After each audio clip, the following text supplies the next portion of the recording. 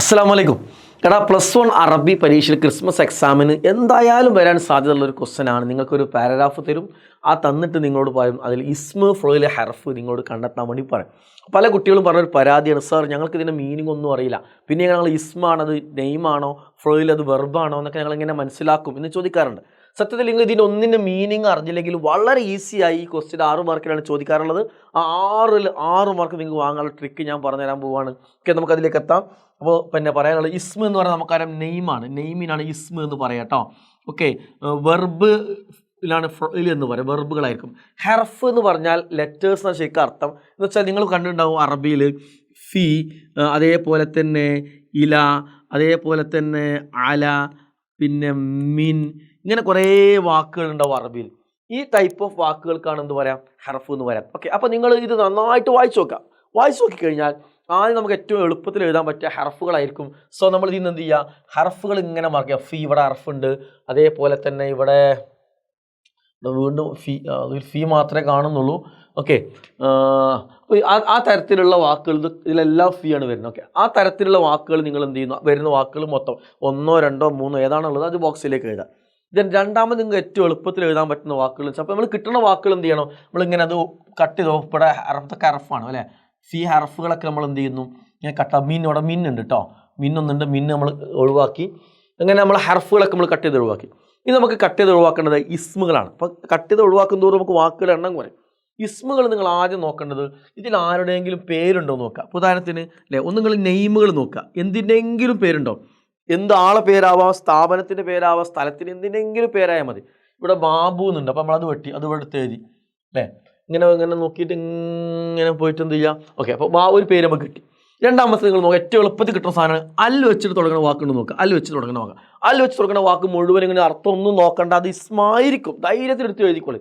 ഇങ്ങനെ പോണ സമയത്ത് നമുക്ക് എന്ത് ചെയ്യാം, ഇങ്ങനെ സമയത്ത് അൽ ഫുറസ് എടുത്ത് എഴുതിക്കോളൂ അല്ലേ. അപ്പോൾ അല്ലുള്ള വാക്ക് എടുത്ത് എഴുതി. ഇനി നമുക്ക് അടുത്ത നമ്മൾ നോക്കാൻ ഏറ്റവും എളുപ്പം വെച്ചാൽ ഏതെങ്കിലും വാക്കുകൾ നിങ്ങൾക്ക് ഈ തായിൽ അവസാനിക്കുന്ന വാക്കുണ്ടോ നോക്കാം. ഈ തായിൽ അവസാനിക്കുന്ന വാക്കുണ്ടോ നോക്കാം. അപ്പോൾ അത് നമ്മൾ ഇങ്ങനെ നോക്കുകയാണ്. യെസ്, മദറസത്തിൻ, സാനവിയത്തിൻ, ആലിയത്തിൻ, ഓക്കെ, ഷെരിക്കത്ത്, ഓക്കെ, ഇങ്ങനെ നമ്മൾ എന്ത് ചെയ്തു, ആ വാക്കുകൾ കണ്ടെത്തി. ഇനി നമുക്ക് അടുത്തത് ഏറ്റവും എളുപ്പം നോക്കാനുള്ള സുഖം വെച്ചാൽ ഏതെങ്കിലും വാക്കുകൾ ഹു, അതല്ലെങ്കിൽ പിന്നെ ഹ, അതല്ലെങ്കിൽ ക, അതല്ലെങ്കിൽ കും, ഇതൊക്കെ തുടങ്ങുന്ന അക്ഷരങ്ങൾ വരുന്നുണ്ടല്ലോ. ഇത് ഏതെങ്കിലും വാക്കിൻ്റെ അവസാനത്തിലുണ്ടെങ്കിൽ അത് നിർബന്ധമായിട്ട് എന്തായിരിക്കും, അത് ഇസ്മായിരിക്കും. ഒരിക്കലും ഫുള്ളിൽ ലാസ്റ്റിൽ അത് വരില്ല. അപ്പോൾ ഇങ്ങനെ നോക്കുന്ന സമയത്ത് നമുക്ക് വാലിദുഹു നമ്മൾ എടുത്ത് എഴുതി അല്ലേ. ബൈത്തിഹി, ബൈത്ത് എന്നുള്ള വാക്ക് ആ ഹു ഒഴിവാക്കിയിട്ട് വേണം എഴുതാൻ കേട്ടോ. ഈ ഹു എഴുതരുത്, ഇല്ലാതെ എഴുതണേ. ഓക്കെ, വാലിദുഹു നമ്മൾ ഓൾറെഡി എഴുതി. ഹയാത്തിക്ക, അപ്പോൾ ഹയാത്ത് എഴുതി. ദിറാസത്തിക്ക, അപ്പോൾ ദിറാസത്ത് എഴുതി കേട്ടോ.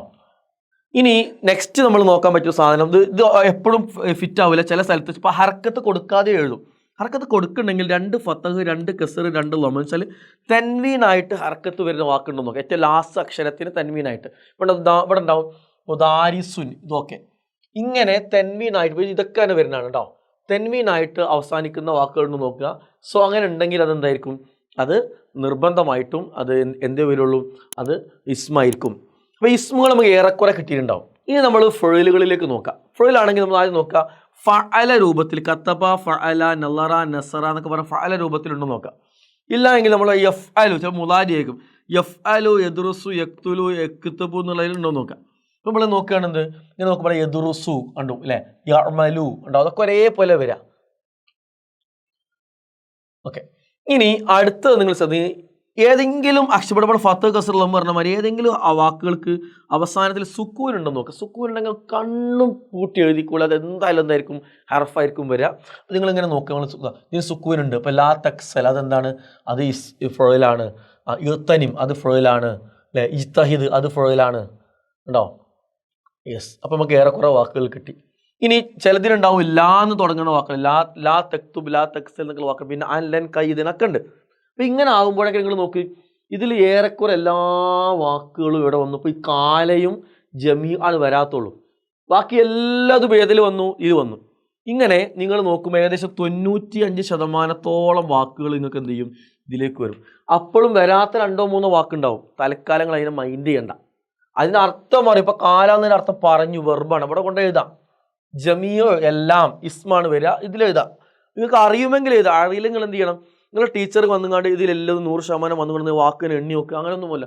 ഇസ്മു വന്നിക്കണ്, ഹർഫ് വന്നിക്കണ്, ഫെയിൽ വന്നിക്കണ്, ശരി ഇടും കേട്ടോ. അപ്പോൾ അതുകൊണ്ട് അങ്ങനെ മനസ്സിലാക്കുക. അപ്പോൾ ഏറ്റവും കൂടുതൽ ഇസ്മിലായിരിക്കും വരിക എന്ന് വെച്ചാൽ കുറച്ച് ഇങ്ങോട്ട് കൊടുന്ന് എഴുതൊന്നും വേണ്ട, നിങ്ങൾക്ക് കിട്ടിയ ഫ്ലോയിൽ എഴുതിയാൽ മതി, കിട്ടിയ ഹർഫ് എഴുതാൽ മതി, കിട്ടിയ ഇസ്മു എഴുതുക. ഇങ്ങനെ എഴുതിയാൽ നിങ്ങൾക്ക് എന്ത് ചെയ്യുന്നതരാം, ഇതിനൊന്നും മീനിങ് അറിയാത്ത കുട്ടിക്ക് ഈ ട്രിക്ക് ഉപയോഗിച്ചുകൊണ്ട് എന്ത് ചെയ്യാൻ പറ്റും, ഇതിൽ 6 മാർക്ക് വാങ്ങാൻ പറ്റും. സോ ഈ ക്വസ്റ്റ്യൻ എന്തായാലും വരും, അതിൻ്റെ മാർക്ക് നിങ്ങൾ സ്കോർ ചെയ്യുക. All the best. അസ്സലാമു അലൈക്കും.